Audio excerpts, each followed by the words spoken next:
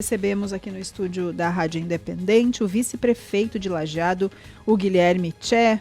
Vamos falar sobre um ano da enchente, o que foi feito no município, o que ainda precisa ser feito, também o ato simbólico que será realizado hoje à tarde. Mas a gente começa recordando um pouco do que foram aqueles dias, né, Guilherme, muito complicados, muito difíceis para todos.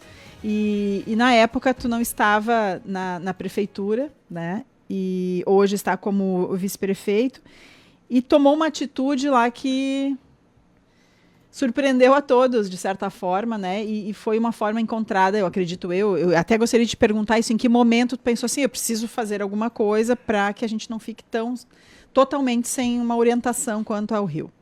Bom dia. Bom dia, Rita. Bom dia, Ricardo. Bom dia aos ouvintes da Rádio Independente.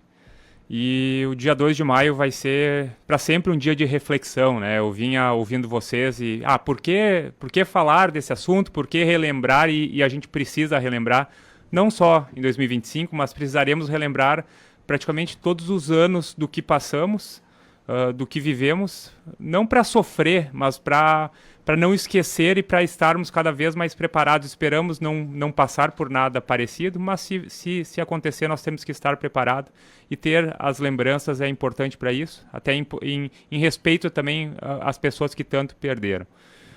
A história da régua é uma história, de certa forma, engraçada. No fim, eu fiquei como o autor da régua, mas a ideia da régua não foi minha. Até gostaria de registrar isso no ar. Quem teve a ideia de fazer a régua improvisada foi a Francine Ledur, então coordenadora de comunicação da prefeitura, hoje chefe de gabinete da prefeita Glaucia.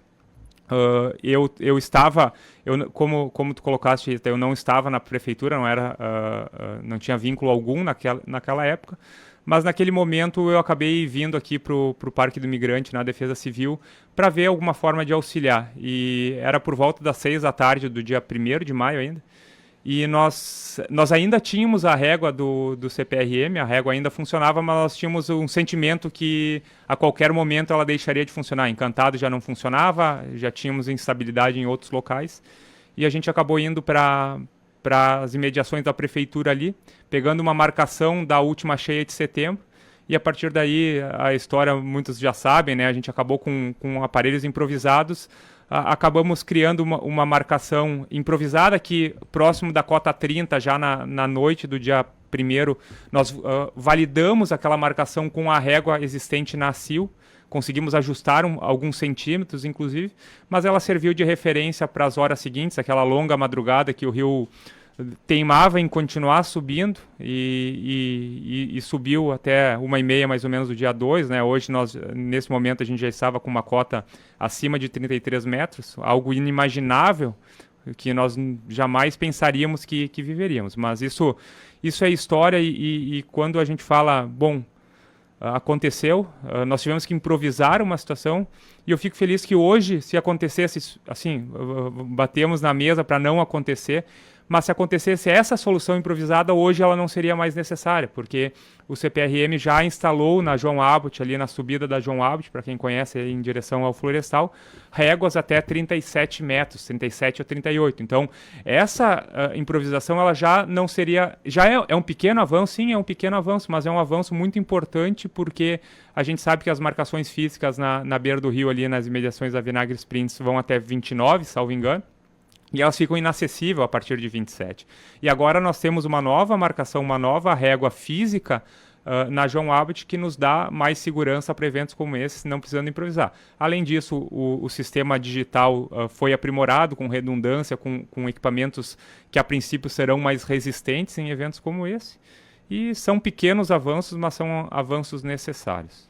Essa régua ela está na subida do Parque dos Jique, ali seguindo, ali pela João Abbott. Isso, é esse ponto? É esse ponto aí. Então ela é uma régua que nós conseguimos ter acesso, mesmo, vão trabalhar, se nós estivéssemos na cota 33, nós conseguimos acessar ela ali pelos fundos da Unimed, ali Pinheiro Machado, salvo engano, a gente consegue acessar essa régua. Então ela é uma régua que até 37, 38, esperamos nunca ver isso acontecer, nós conseguimos acesso.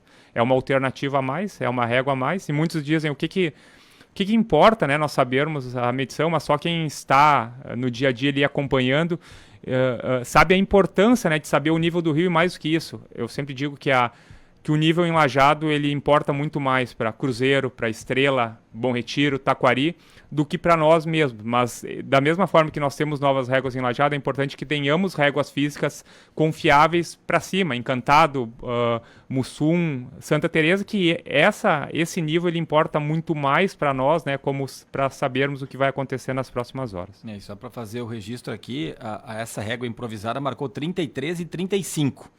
Né? E depois o Serviço Geológico do Brasil não estava funcionando o sistema, foi lá, fez os cálculos e ficou em 33 e 66. Então estamos falando aí de uma diferença de 31 centímetros, é muito pouco, né? E que serve como uma boa base. Então parabéns aí por todo esse trabalho, até não sabia que tinha sido a ideia da Francine, importante também falar sobre isso. Aquele momento tão dramático, né?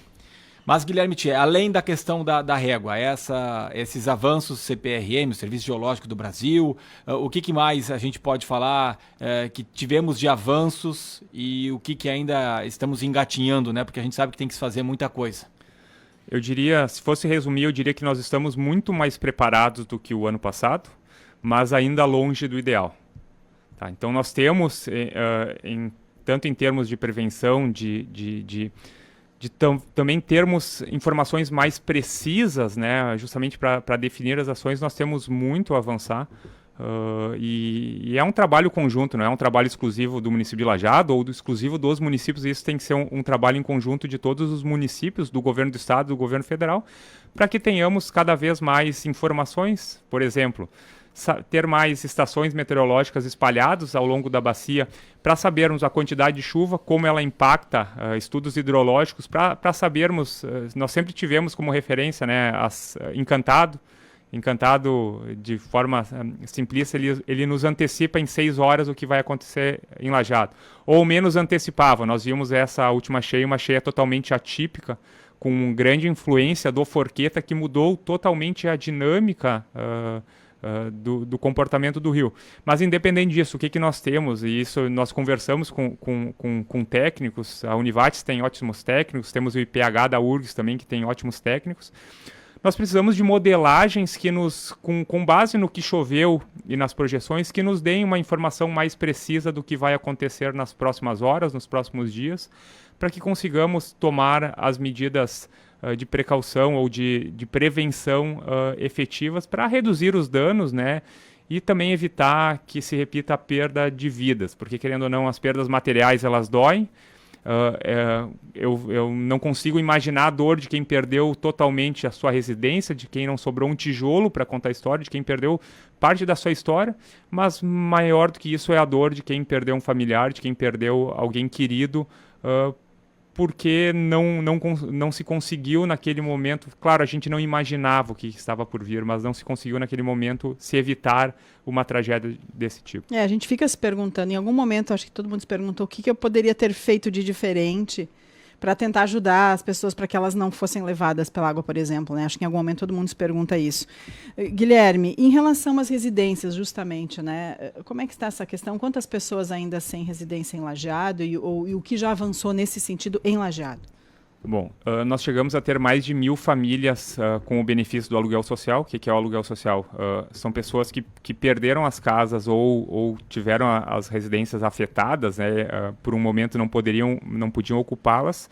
O município pagou o aluguel para mais de 1.000 famílias vem pagando, na verdade, desde a cheia de 2023. Então, chegamos a ter mais de 1.000 famílias. Hoje nós temos pouco menos de 500 famílias. Então, 500 famílias conseguiram ou se realocar em um novo lar ou voltar para o seu lar. Mas nós temos ainda famílias fora de casa ou sem a casa, né? Tivemos mais de 300 casas destruídas, completamente inutilizadas, que não poderão ser mais aproveitadas. E a solução para isso é a construção de novas moradias. Então, temos previstas aí quase 400 moradias, entre moradias financiadas pelo governo federal, governo estadual e algumas pela iniciativa privada, em conjunto, né, com a Ágil, que é a agência de inovação do município. Então, infelizmente, nós gostaríamos de estar aqui um ano depois dizendo que as casas estivessem prontas, estivesse tudo ok, mas é um processo burocrático. E aqui eu não acredito que seja o momento de responsabilizar a esfera federal, esfera estadual, esfera municipal. O fato é que é um processo burocrático. Por que também é burocrático? É algo que nós nunca vivemos. A necessidade de construir tantas moradias num espaço de tempo tão curto e com as dificuldades que se impõem, porque a gente não tinha loteamentos prontos, a gente precisa preparar os terrenos, tem todo o trâmite burocrático para recebimento dos recursos. Mas o fato é que nós precisamos nos unir e superar as barreiras. Não é o momento também de ficar dando explicação, mas nós precisamos trabalhar em conjunto para que as moradias, a construção inicie o quanto antes e a gente consiga entregar essas mais de 300 casas o quanto antes, para que as pessoas que perderam a sua residência possam voltar a ter um lugar para se chamar de seu. O que nós temos de efetivo de forma simplificada, tá? As moradias do governo estadual devemos ter o início delas agora, se não no mês de maio, no mês de junho. E as do governo federal, a expectativa é que em 60 a 90 dias inicie a construção. O maior volume são moradias do governo federal, financiadas pelo governo federal. E até para o ouvinte entender, o governo federal ele financia a residência. Mas a preparação do terreno, a preparação do loteamento fica a cargo do município e não é simplesmente indica o terreno. Tem que fazer todo o processo de loteamento, tem todo o trâmite também burocrático de preparação das áreas, de individualização de matrículas. Então tudo isso é necessário e infelizmente demora. O que nós vemos hoje em termos de programas habitacionais que mais funcionam, que é o compra assistida, que é o programa que o governo federal financia diretamente a compra de um imóvel já existente. Esse, para mim, seria a solução ideal e, assim, se eu pudesse sugerir, fazer um pedido ao governo federal, seria até especificamente isso. Esse é o melhor programa, só que para a nossa realidade local ele financia imóveis de até R$200 mil. E nós temos uma dificuldade muito grande de encontrar imóveis dentro desse perfil. Uma ampliação desse valor para 250, 300 mil reais, nós conseguiríamos atender muito mais pessoas de forma muito mais rápida, resolvendo grande parte deste problema. Então é algo que também cabe, daqui a pouco, ao governo federal avaliar a possibilidade, porque a gente sabe que o Compra Assistida é um programa que já existia, que foi também sendo desenhado ao longo da catástrofe, mas talvez com uma pequena adaptação dele, ele poderia resolver muito mais, de forma muito mais rápida, ao menos parte da questão das moradias. A gente sabe que são muitas moradias. Lajeado, felizmente, proporcionalmente a um número muito menor. Quando a gente pega Estrela, foi Cruzeiro do Sul, o número necessário é muito maior. Então o desafio não é só de Lajeado, o desafio é de todo o Vale do Taquari. E não só do Vale do Taquari, de todo o Rio Grande do Sul, né? Tivemos a região metropolitana também muito afetada.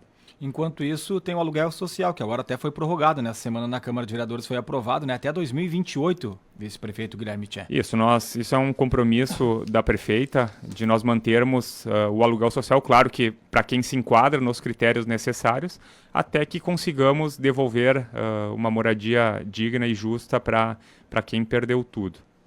Nós temos quantas famílias hoje no aluguel? Em torno de... são menos de 500, tá? 400, o número exato, se eu não me engano, 480, mais ou menos esse número. Nós chegamos a ter mais de 1.000 famílias atendidas com aluguel social aí em agosto ou setembro do ano passado.